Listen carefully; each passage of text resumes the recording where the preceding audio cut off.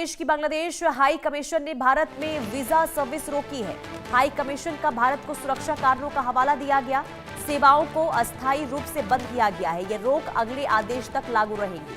कल भारत ने भी चटगांव में वीजा सर्विस रोकी थी और इसके बाद अब बांग्लादेश की तरफ से भी ये कदम उठाया गया है और सुरक्षा कारणों के लिहाज से ये फैसला लिया गया है। ये बांग्लादेश की तरफ से बताया गया है। तो बांग्लादेश हाई कमीशन ने भारत में वीजा सर्विस रोक दी है।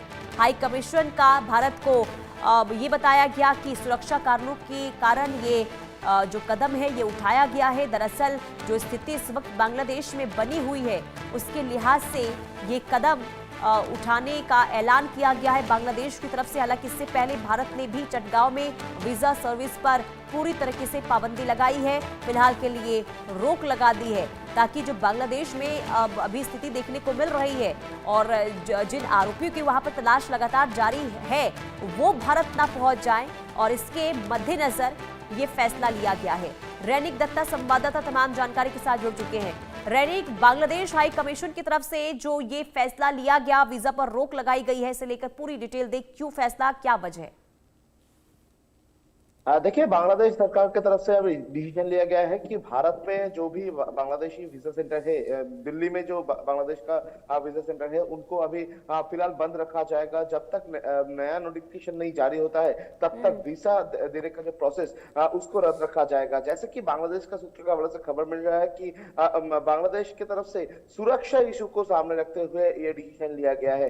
कुछ दिन पहले भी देखा गया था कि बांग्लादेश में जब उस्मान हादी का मौत हुआ था उस दौरान जिस तरीके का प्रोटेस्ट भड़का था, जिस तरीके से बांग्लादेश में सिचुएशन खराब होता हुआ नजर आ रहा था, उसी को देखते हुए भारत सरकार की तरफ से डिसीजन लिया गया था कि बांग्लादेश का जो चिटगांव के साथ साथ ही और भी जो वीजा सेंटर है ढाका छोड़कर, ढाका में जो वीजा सेंटर था उसको हल्का ऑपरेशनल रखा गया था, जिसमें कोई कोई वीजा छोड़ा जा रहा था। जो भी अर्जेंट वीजा है, जो भी मेडिकल इमरजेंसी वीजा है, उनको छोड़ा जा रहा था। इसके अलावा एक्सपोर्ट वीजा जो है वो एक्सपोर्ट वीजा छोड़ा जा रहा था। इसके अलावा कोई वीजा नहीं छोड़ा जा रहा था। इसके अलावा बांग्लादेश में भारत का जो भी वीजा सेंटर है उनको बंद रखा गया था। और अभी भारत के बाद बांग्लादेश की तरफ से डिसीजन लिया गया है कि भारत का दिल्ली में जो बांग्लादेशी वीजा सेंटर है उनको भी बंद रखा जाएगा। उनको जितना दिन तक नया नोटिफिकेशन जारी नहीं होता है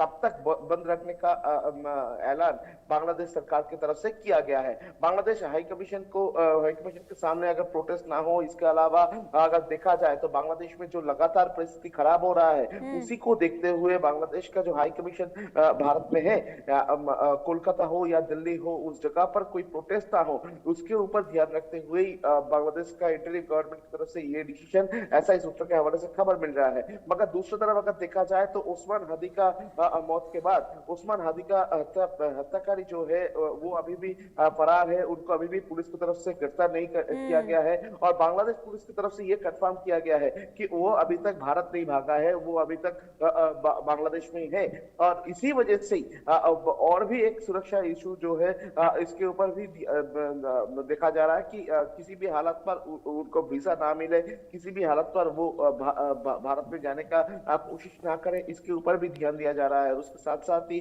जिस तरीके से बांग्लादेश का परिस्थिति खराब हो रहा है उसी सिचुएशन को ध्यान में रखते हुए बांग्लादेश के ये डिसीजन बोल सकते हैं।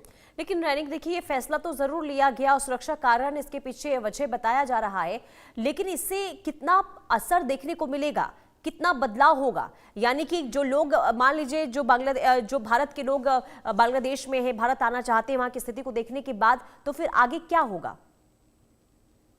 देखिए, आगे क्या होगा, सबसे महत्वपूर्ण यही सवाल है, क्योंकि अगर देखा जाए तो भारत और बांग्लादेश दोनों पड़ोसी देशों के बीच में लोगों का आना जाना लगा रहता है। भारत से बहुत सारे स्टूडेंट्स जो है वो बांग्लादेश में जाते हैं पढ़ने के लिए, बांग्लादेश में इंस्टीट्यूट में वो लोग पढ़ते हैं। और बांग्लादेश से बहुत लोग जो लोग मेडिकल वीजा में इंडिया में आते हैं ट्रीटमेंट करवाने के लिए। सिर्फ वही नहीं, बांग्लादेश में बहुत सारे ऐसे लोग हैं जो लोग इंपोर्ट एक्सपोर्ट के साथ भी शामिल है, क्योंकि भारत से करीब 58 सामान बांग्लादेश में एक्सपोर्ट होता है और बांग्लादेश से बहुत सारे सामान जो है वो भारत में इंपोर्ट होता है। तो ये इंपोर्ट एक्सपोर्ट के साथ जो लोग शामिल है उनका वीजा में भी प्रॉब्लम होगा। इसके अलावा जो भारतीय बांग्लादेश में रुके हुए हैं, बांग्लादेश में पहुंचे थे, उन लोगों का वीजा खत्म होने के बाद उन लोगों का जो वीजा एक्सटेंशन का जो प्रोसेस उसमें डिले हो जाएगा, तो उनको भारत में फिर से वापस चले आना पड़ेगा। यानी बोल सकते हैं कि भारत और बांग्लादेश दोनों देशों के बीच में